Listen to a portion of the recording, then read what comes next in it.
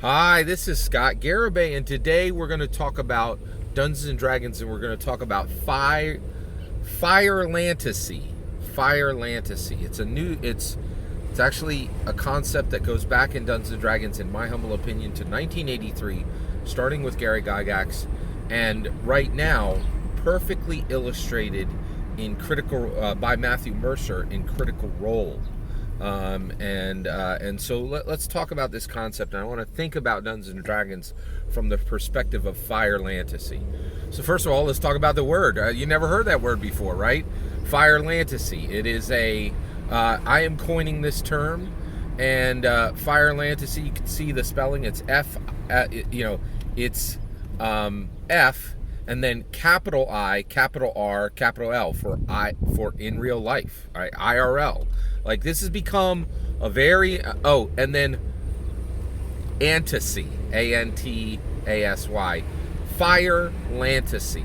Okay, so it's the acronym IRL mixed with the word fantasy, and the reason why we're going to talk about this is the mixture of IRL and fantasy has been in Dungeons & Dragons since 1983, in my humble opinion. It was introduced by Gary Gygax with the 1980s Saturday morning cartoon. Let me get you there. Let me explain how Gary changed things fundamentally and started fIRLantasy for Dungeons & Dragons, in my humble opinion. All right, so Dungeons & Dragons comes out in 1974. This thing, it doesn't look like anything anybody's ever seen, because it's not anything that anybody's ever seen, right? People like Chutes and Ladders came out. There was no, there was no muckle. There was no mackle. Mothers against Chutes and Ladders.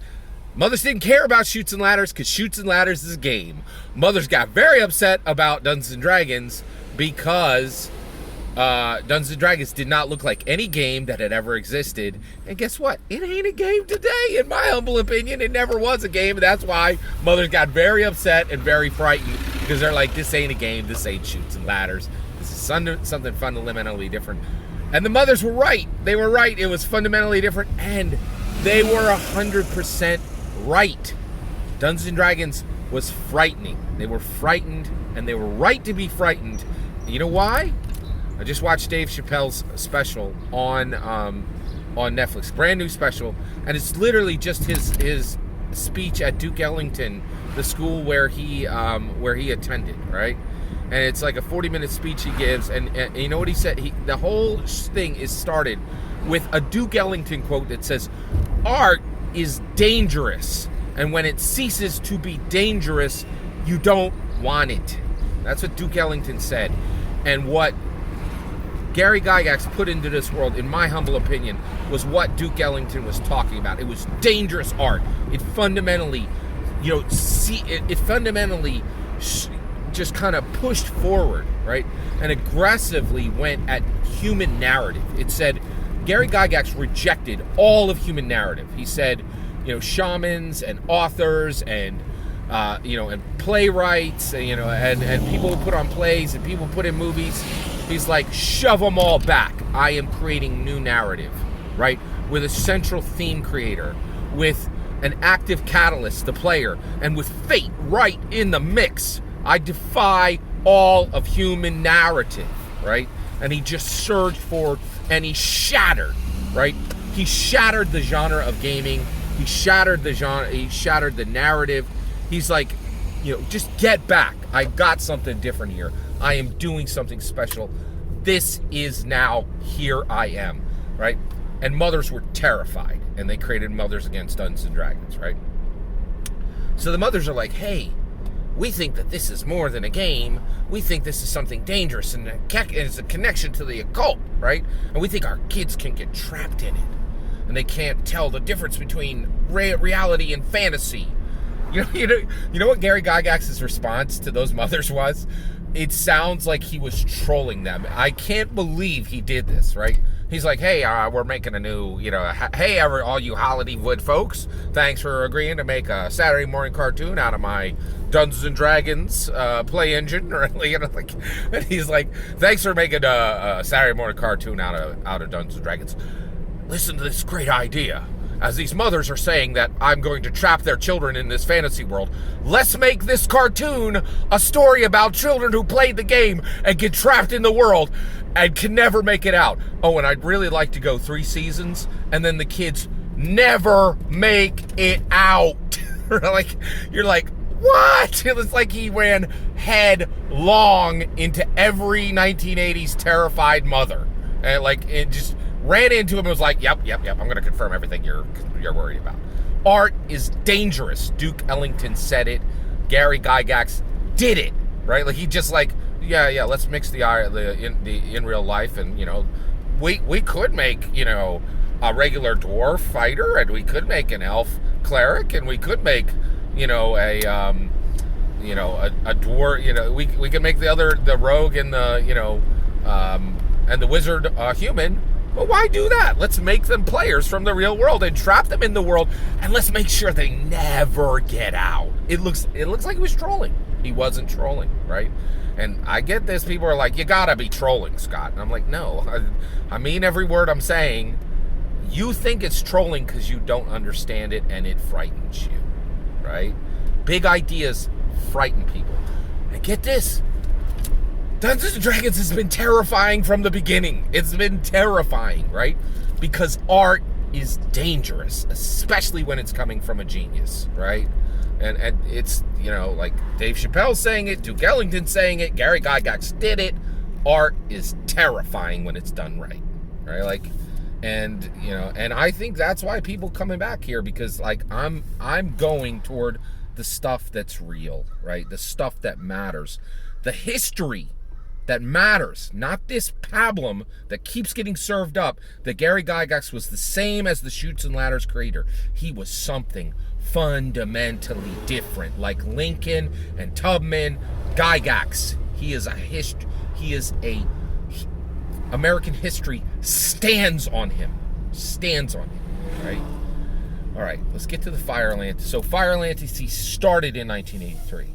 It is being done right now by Matthew Mercer. 2022 fIRLantasy, okay? So linked below, watch the Critical Role opening animation for season 3, okay? It shows the Critical Role characters, you know, using swords and casting spells and doing the dungeons and doing the dragons, right? Wait, that's not their characters. That's Matthew Mercer swinging a sword. That's Marisha Ray casting a fireball. That is Liam O'Brien, right? You know, with a longbow. Wait, what? Wait, that's confusing. Wait, did somebody, when they made the video, did they put the real people in doing the fantasy things? fIRLantasy. The fantasy and the IRL mixed together, right? And we used to be terrified of this, and we used to think that we had to avoid it, right? But the reality is today, Dungeons & Dragons is run in elementary schools, right? And Wizards of the Coast is like, here's a pack to put this game that used to be attached to the cult. Here's it for your second graders, right? Like, the world has changed and it has flipped. And fIRLantasy is the future, in my humble opinion, of Dungeons & Dragons. Mixing the IRL and the fantasy. Dangerous art. Exactly the way Duke Ellington pointed it out, right? And every day, right now, students go to Duke Ellington and they practice to make art dangerous, to push to the very edge, right? And what you'll find is a lot of people are like, no, Scott, it's all just a game, right? You have to keep it, you can't mix it, you can't get it confused, you can't think that Dungeons & Dragons can change the world, because it's dangerous, Scott, it's dangerous, right? But this is the future. You mix them together. Sesame Street, right? When they set up Sesame Street, they talk to educators, professional educators. Every single professional educator said, you can do this. You can entertain and you can teach at the same time. But don't mix them. Don't mix them. Don't mix them. Every single one. Not a single person told the people who were doing Sesame Street, that they could mix them and capture children forever. It happened by accident, right? It happened by accident. They only discovered it, right, when one of the actors who was there to, like, talk about, like, photosynthesis, started talking to one of the puppets, and they never shut the camera off, and the kids were completely engaged.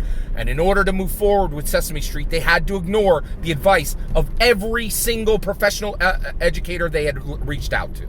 They had to move into the dangerous, right? Now, where does it get dangerous, right? It gets dangerous because we understand, and I have sympathy for this situation. People are like, hey, what if somebody isn't, what if somebody has a mental health issue, right? You're right. It definitely gets dangerous at that point, right? But what are we going to do? And this is what Dave Chappelle is saying. He's saying artistic expression cannot die. It is worth the risk. And so are we going to structure a world where we make sure that every person who's struggling with a mental health issue has the boundaries needed to keep them safe, at the expense of art of expression of every person who has mental health stability, right? And saying, hey, I see you over there, you are mentally stable, but you don't get to do your art expression because these people may have mental health issues, right? Which is more important, expression or safety? Here's your answer. In my humble opinion, it's expression, artistic expression. We build on expression. We do not build on safety, right? And so fIRLantasy, in my humble opinion, is the future of Dungeons and Dragons, right? What we used to fear, fully embracing and fully capturing and moving into the moment. That's my opinion. I'd love to hear yours. Let me know in the comments below. Please consider liking and subscribing, and have a wonderful millennium.